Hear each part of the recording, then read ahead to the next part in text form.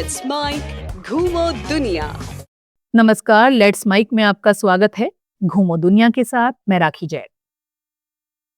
आज हम आपको ले चलते हैं तमिलनाडु के उस तट पर जहां समुद्र केवल लहरें नहीं बनाता बल्कि इतिहास गढ़ता है। चेन्नई की हलचल पीछे छूटते ही सड़क आपको एक ऐसे संसार की ओर ले जाती है जहां नम हवा में नमक की गंध है, आसमान खुला है और पत्थर कहानियां कहते हैं। ये है महाबलीपुरम। यहाँ पहुंचते ही एहसास होता है कि आप किसी शहर में नहीं बल्कि समय के किनारे खड़े हैं, जहां एक और लहरें हैं और दूसरी ओर सदियों पुरानी कल्पना। महाबलीपुरम का नाम सुनते ही मन में समुद्र के किनारे खड़े मंदिरों की छवि उभरती है, लेकिन ये जगह उससे कहीं अधिक है। ये एक बंदरगाह था, एक शिल्प केंद्र था और एक ऐसी प्रयोगशाला जहां पत्थर पर सपने तराशे गए। 7वीं-8वीं शताब्दी में पल्लव वंश ने इसे अपनी कला और सत्ता की पहचान बनाया। नरसिंहवर्मन प्रथम मामल्ला के नाम से ये मम्मलापुरम भी कहलाया। समुद्र के रास्ते यहां से कला और विचार दक्षिण पूर्व एशिया तक पहुंचे और उसी यात्रा ने इस तक को वैश्विक बनाया। महाबलीपुरम में प्रवेश करते ही सबसे पहले समुद्र की मौजूदगी महसूस होती है। लहरों की आवाज हर कोने में सुनाई देती है, मानो ये जगह समुद्र के साथ संवाद में हो। ये संवाद ही यहाँ की वास्तुकला को दिशा देता है। यहाँ मंदिर ऊपर चढ़ते नहीं, वो धरती पर जन्म लेते हैं। पहाड़ों को काटकर एक ही चट्टान से मंदिर और रथ बनाए गए। निर्माण नहीं, सृजन हुआ। महाबलीपुरम की आत्मा है पत्थर पर उकेरी गई कथाएं। यहाँ का सबसे विराट दृश्य सामने आता है अर्जुन की तपस्या या गंगा का अवतरण। एक विशाल चट्टान पर उभरी ये कथा आपको रोक लेती है। देवता, ऋषि, मनुष्य, पशु सब एक ही फ्रेम में हैं, कोई अलग थलग नहीं। हाथियों का झुंड, तप में लीन अर्जुन, ऊपर से उतरती गंगा, ये केवल धार्मिक आख्यान नहीं, जीवन की संरचना है। ये बताती है कि भारतीय कला में कथा हमेशा समावेशी रही है। इस रिलीफ के सामने खड़े होकर समझ आता है कि पल्लव शिल्पियों ने पत्थर को कठोर नहीं, उन्हें जीवित समझा और उसी समझ से आकृतियां निकाली।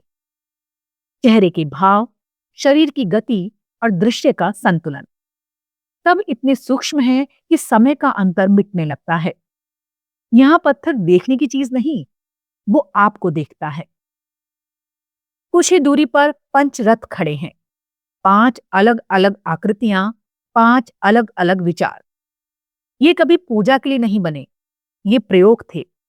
पल्लव शिल्पियों ने भविष्य के मंदिरों की भाषा यहीं गढ़ी।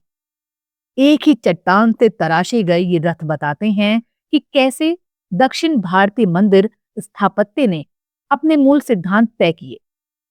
यहाँ हर रथ अलग है, आकार में, अनुपात में और दृष्टि में। ये विविधता ही महाबलीपुरम की पहचान है। महाबलीपुरम की सबसे पहचानी जाने वाली छवि है सोल टेम्पल। समुद्र के किनारे खड़ा ये मंदिर समय के साथ खड़ा रहने की जिद का प्रतीक है। लहरें इसकी दीवारों को छूती हैं, हवाएं इसके शिखर से टकराती हैं और सूरज इसके पीछे से उगता है।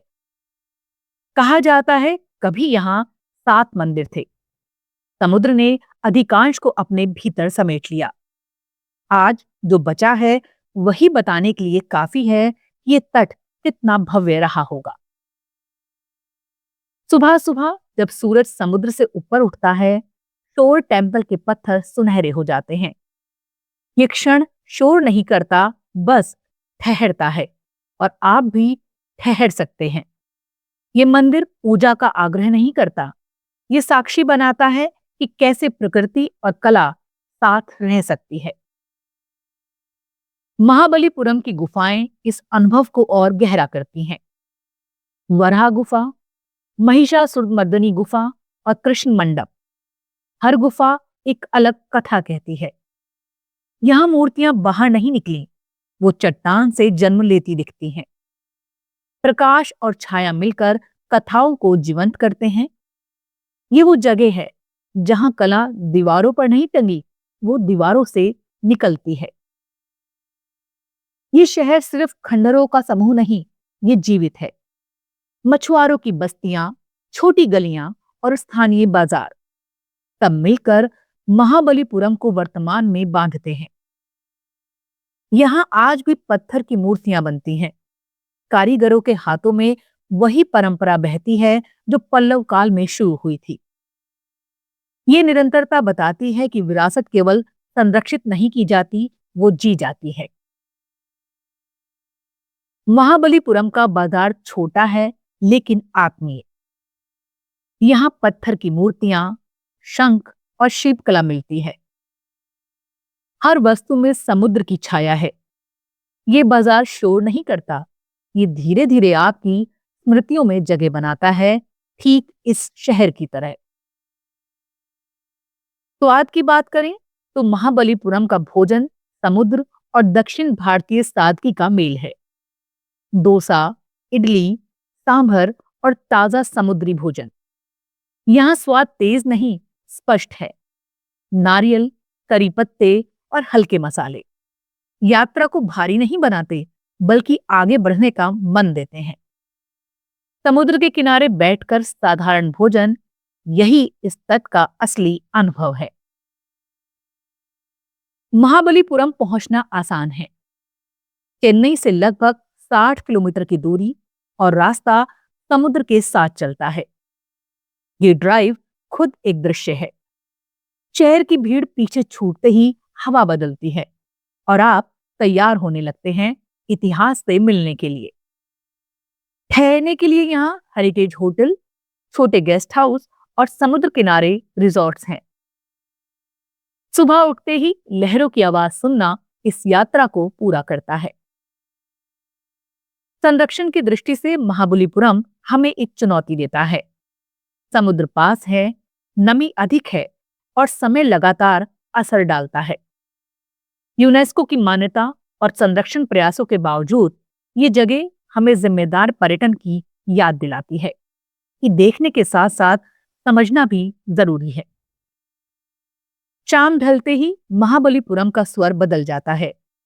रोशनी नरम पड़ती है, परछाइयां लंबी होती हैं और समुद्र गहरा नीला दिखता है।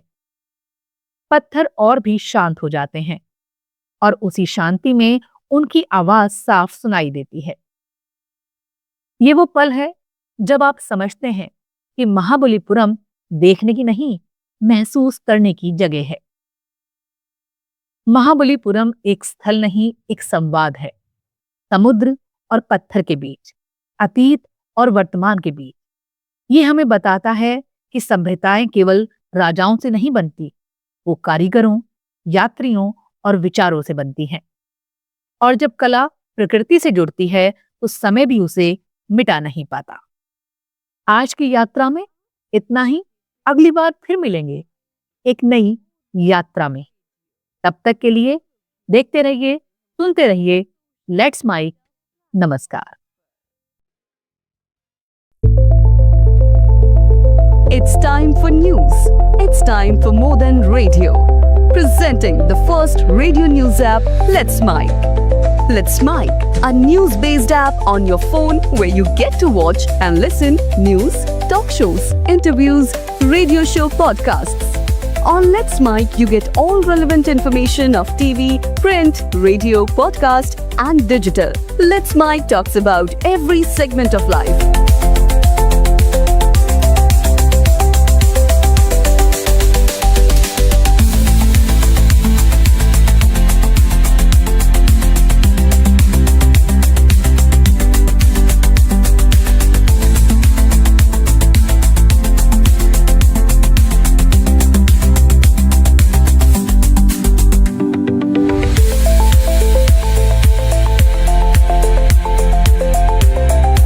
Download the app now from Play Store. Available both on Android and iOS mobile phones.